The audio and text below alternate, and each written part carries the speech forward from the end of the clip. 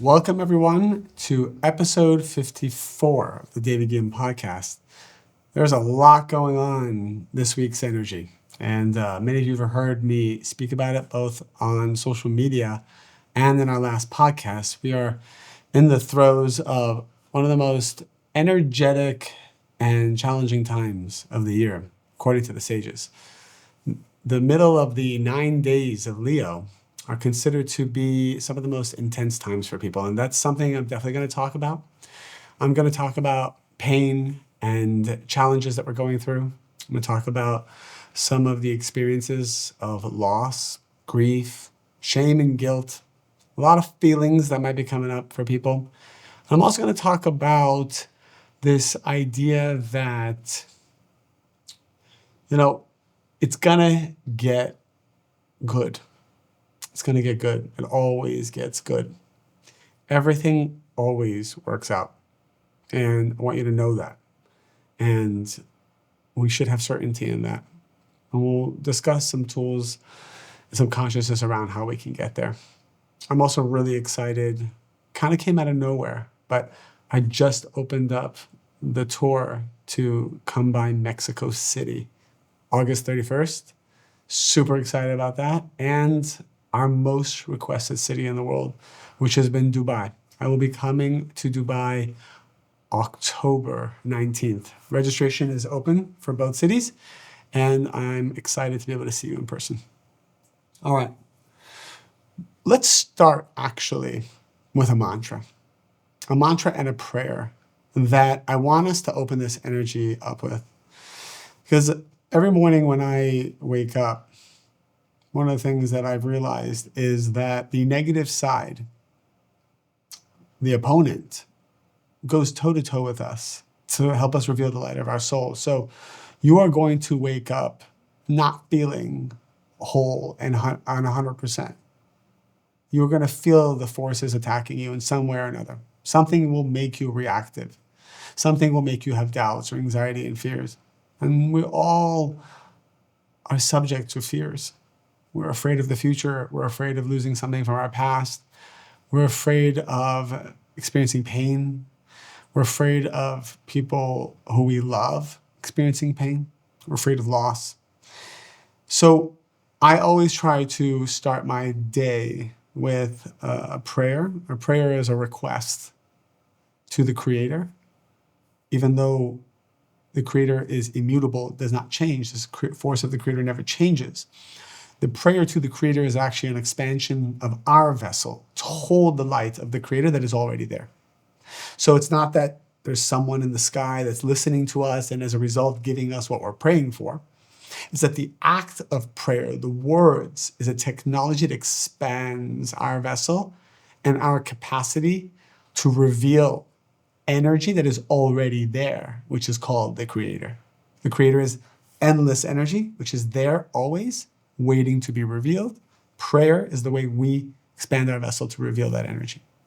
The mantra is actually, in many ways, like an affirmation, a declaration of certainty about a being, a state of consciousness, an energy intelligence. So my prayer for myself and for all of us is that I ask the Creator to give all of us certainty beyond our logical mind, certainty beyond our five senses. We're going to see things that we are scared of. We're going to hear things that might make us emotional, that might make us feel that we're about to lose something. Maybe we hear something that is challenging our health or challenging our love life. We hear something and we feel that our children aren't safe, or we feel that our finances aren't safe. You see something with your eyes and your senses. Maybe you see a lawsuit, physically see a lawsuit, you're getting sued. Is this really happening? Well, regardless of what you see, hear, and feel, we want to ask the Creator to give us certainty beyond logic that everything is whole and perfect right now. I also want to ask the Creator for all of us to give us strength to rise above our feelings. And our feelings can take us on a major roller coaster. And our feelings can make us feel that this is real. This grief is real. This loss is real. Something in your business fell apart. That's real.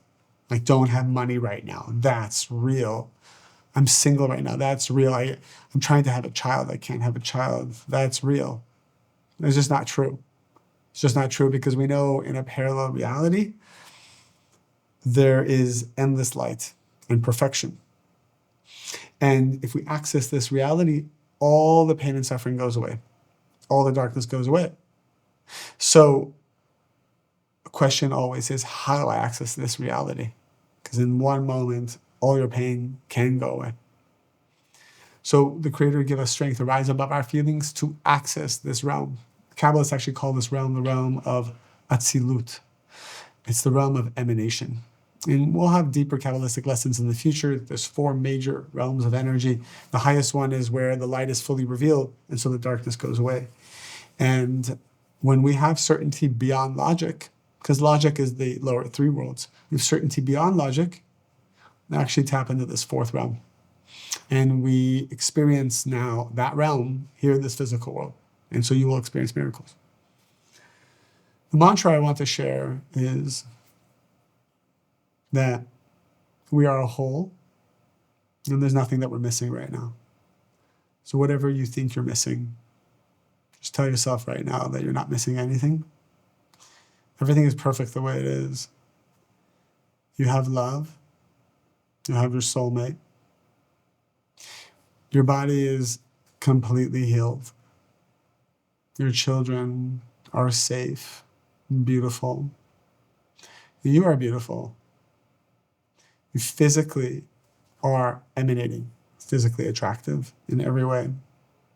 And the energy that is coming from you is protecting you from the people who should not be in your life. People who will hurt you or scam you, take advantage of you. You're actually creating a protective shield so that you're almost invincible or invisible to them. The universal algorithm of life will ensure not to show you quote unquote toxic content, i.e. bringing in people who are going to take from you as opposed to give to you. Something else that's also coming to mind is to ask the Creator to bring us good friends, good mentors, inspirational people. To ask the Creator that even on your social media feed, you are only shown that which will elevate your consciousness and not bring you down. By asking for it, you create a vessel for it. And so the universe then starts to bring that to you, but we have to ask for it. I ask the Creator to bring me only the right people, only the people that will elevate my consciousness, because all that matters is the elevation of your consciousness. It's the only investment that we need to be making more than anything else. When you invest in your consciousness, which is your belief systems about the Creator, your belief systems about yourself, your level of certainty that everything is good, and you keep investing and you build that muscle of certainty, then all the darkness slowly begins to disappear in different parts of your life. And soon, as you increase your certainty, you increase your fulfillment in every way. The powerful thing about what Kabbalah is teaching us is we do not need to get in the weeds. We do not need to understand the details of how these miracles occur or in which part of our life they will occur, when or how. We just need to keep becoming like the light of the Creator.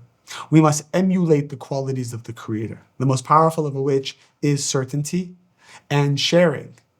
And when we emulate certainty and sharing, having a desire to share, coming from a giving place in everything that we do, we create this energy field, this momentum, this flywheel of energy everywhere it goes, and it just removes the darkness. And when the darkness is removed, the problems become solved. We just don't know how, but they become solved. The money comes from somewhere.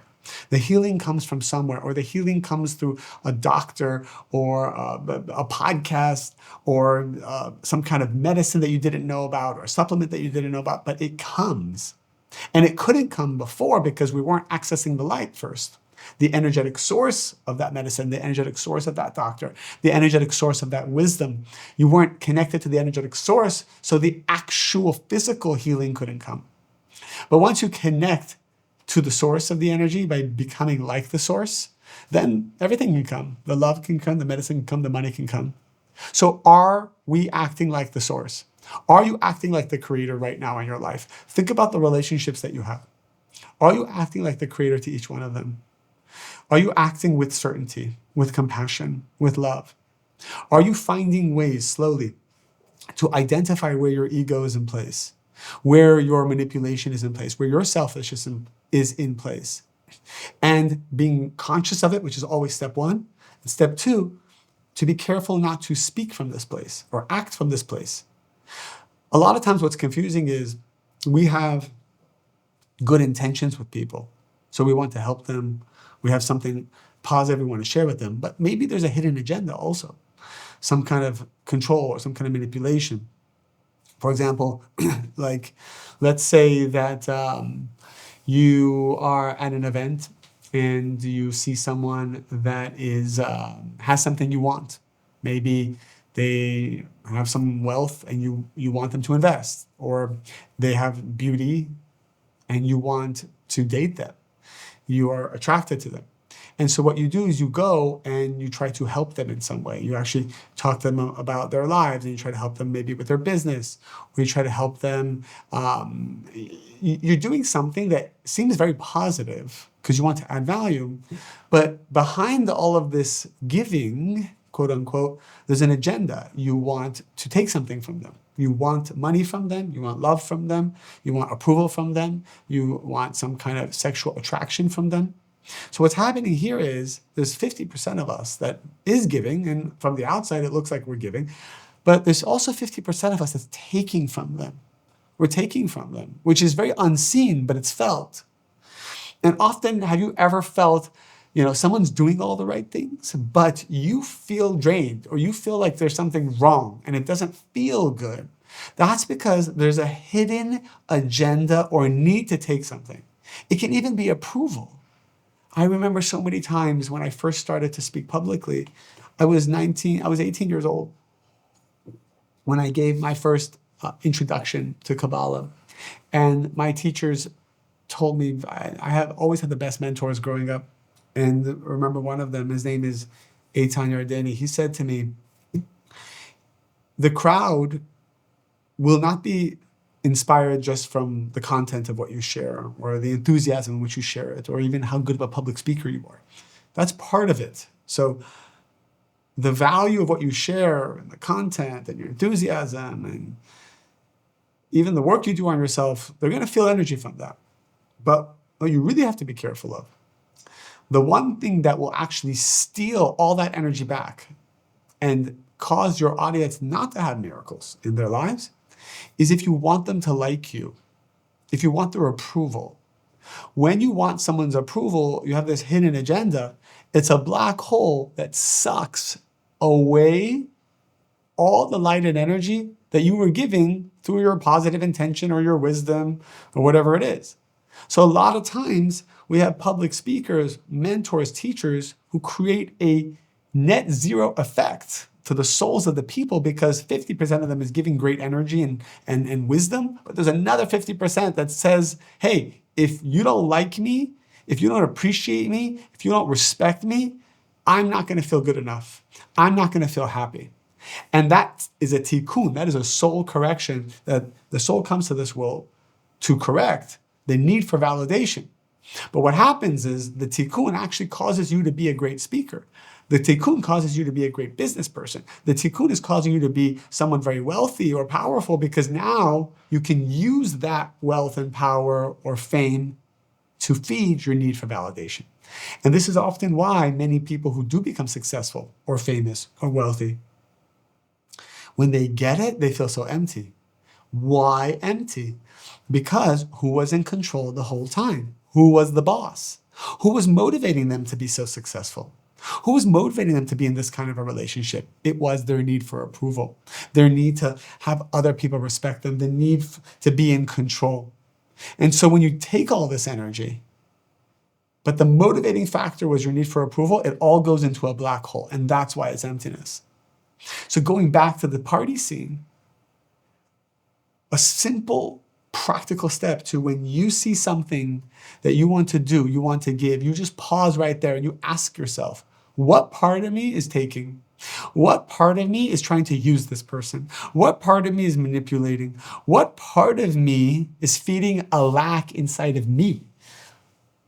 And many of us we're starting to become more aware of our tikkun. I always advise people to take Your Infinite Soul, yourinfinitesoul.com. It's the master course that you can pay whatever you want for. And I share their very, very methodical approach to the soul that helps us understand what our soul correction is. And when you understand a little bit more about your soul correction, or all of your soul corrections, need for approval being almost one that we all have, anger, control, fear of abandonment, well, then you can realize, hey, one of the reasons I'm saying what I'm saying to my girlfriend, or I'm saying what I'm saying to my spouse, is because I'm actually afraid. It's actually coming from a place of fear. So I'm going to pause and not say that. And by pausing and not feeding the tikkun, I'm expanding my vessel for miracles. So there's really two things that we always need to do to connect to the vibration of the Creator. Number one is come from a giving place. Ask yourself, what would truly be giving right now? What would truly help elevate this person unconditionally right now? What if I received nothing? Could I do, could I say, could I add to elevate this person? And even in the realm of giving, there's 3 levels to that. There's giving on the level of the body consciousness. There's giving on the level of the mental, emotional consciousness. And then there's giving on the level of the soul consciousness. For example, if I give you food, if I host you for a dinner, I'm giving. I'm giving you a nice meal. It's very pleasurable. It gives you energy for a couple hours, but I'm giving to your body. Should I give to the body? Of course you should. Should we feed people in this world? Of course we should. Should we give a homeless man a fish? We should. But it's just the body level. The second level of giving, which is a little bit higher, is the emotional, the mental level. Maybe by having a meal, I'm also gathering friends together. I'm gathering community together. I'm creating bond. I'm creating a bond between good souls. I'm creating friendships. Maybe in this meal, we will empower each other and help each other have more certainty or have more wisdom, and to help sharpen our emotions and our minds and make ourselves stronger. We're creating friendships and community. So this is the second level of giving. And there's people who give very well on this level. Then there's the third level of giving, which is giving to the soul. It's the one that's always fascinated me the most, and the reason why I dedicated my life to the spreading of Kabbalah in this world. When I was 15 years old and I took my first Kabbalah class, I realized this is the most powerful wisdom in the world. I'm 41 years old now. And when I was 15, so this was 26 years ago, I said, wow, if everyone would just learn this wisdom, we would remove all pain and suffering from this world. I was part of an organization, a nonprofit called the Kabbalah Center, and they were amazing as mentors to me, bringing me in, helping me, and giving me a place to give back. And when I became 18, I went to college, and at 19, I graduated college, and I said, I want to dedicate my life to the world. There's many things I could have done. I could have gone to grad school. I could have gone into the business world. I could have been an entrepreneur. But I said, I want to give, and I want to give on the level of the soul. I could have joined many organizations to give back, but I wanted to give on the level of the soul. So when I speak to you, my hope is, I can share advice about how to build a brand, how to be an entrepreneur. Right? Creator has allowed me to do that. So I can tell you some technical skills of maybe how to run a TikTok shop account or how to run Meta Facebook advertising, but that's not really the level of giving that I'm interested in. I think that's a lower level of giving compared to giving over what the sages have given us. Tools for the soul, transforming your soul to access the light of the Creator. So each one of us, when we're with our friends, family, partners, community, think on the level of the soul. What can you do to give to their soul? What can you do to empower their certainty? I was just with my brother right now, and my brother's a doctor, he's a physician. And we were talking about part of his practice, part of his clinic is that he does longevity and biohacking and all of these different things. And so I was talking to him in one of the things that I think my brother does very well, because he never was into Kabbalah, but now he's very into Kabbalah. It's been about 4 years and he is all the way into it. So now he's combining spirituality with medicine, and it's incredible. So the foundational medical practice he's always had, plus now the spirituality. What does the Zohar, the main text of the Kabbalah, say about doctors? And each one of us is a doctor in some way, so this applies to all of us. A doctor's main job to give over to their patient is not a diagnosis for their health. It's not what medicine is going to be best for them. The Zohar is very clear. A doctor must give their patient certainty. That is their number one goal. That is the most powerful medicine you can give someone, is certainty. Certainty. Help people have more certainty. Help people realize that the glass is not just half full, it is full. The glass isn't half full or half empty. The glass is 100% full. The glass is 100% full. And we become spiritual doctors when we help people have certainty. It's the most attractive thing you can do even in a relationship. Have certainty, give your partner certainty, empower them to have certainty. I was with my kids earlier today, and there's 4 of them. And before I take them to camp, we have about 30 minutes. We play in the backyard, and we were on the swings, and we were doing a couple other things. And I do this almost every morning with them. I said, repeat after me. Today I want, and then they say certainty. Today I want, and then they say certainty. Now, especially the younger two, are not really understanding what this word certainty means, but they're feeling the energy of what it is. I want them to understand from an early age the greatest quality they can have is certainty. And each one of us, when we're feeling guilt, shame, fear, anxiety, when we feel we need to spring into action to fix everything all the time, just remember something. Certainty beyond logic solves every problem. Solves every problem. Certainty is the most powerful quality of the Creator. So going back to the vibration of the Creator, and we said there's 2 pathways. We said always be coming from a giving place, and we said that giving has 3 levels to it. Now that second pathway is the transformation of our negativity. Seeing our fears come up and then pausing to not feed those demons, to feed that beast. Because when you don't feed the fear of abandonment, it dies. It loses its power. Now, we're not saying to suppress your feelings. There's a big difference between suppression and resisting the feeding of the fears. The main difference is your intention. When I don't approach that person because I know I want something from them and I don't want to be a taker. When I don't say something because I know there's 20% of me that's being manipulative. When I am pausing an action because I know there's a part of me that has an agenda, I'm not suppressing, because suppression is when you do something without knowing why you're doing it. If you know that the reason you are pausing feeding your fears is because you're accessing the light of the Creator, you're getting something more, you're getting something greater, then you're expanding the vessel, you're revealing the light. So when you pause and you don't send that text message back, and when you pause, you don't respond to that email right away, and you pause, and you don't do that thing you feel compelled to do, because you're in pain, you're in lack, you're afraid to miss out, you're afraid to lose the opportunity. All fear, you need to pause everything you're doing and tell the Creator, I have complete certainty right now that everything is here. This is the other side of becoming like God, becoming like the Creator. Always be coming from a giving place and acknowledge and look for the lack and the fear and transform that to wholeness by not feeding it. When we have these two, especially during this time where the energy is so intense, We become miracle makers everywhere we go. You might be feeling pain right now. You might be feeling loss, grief, some form of sorrow.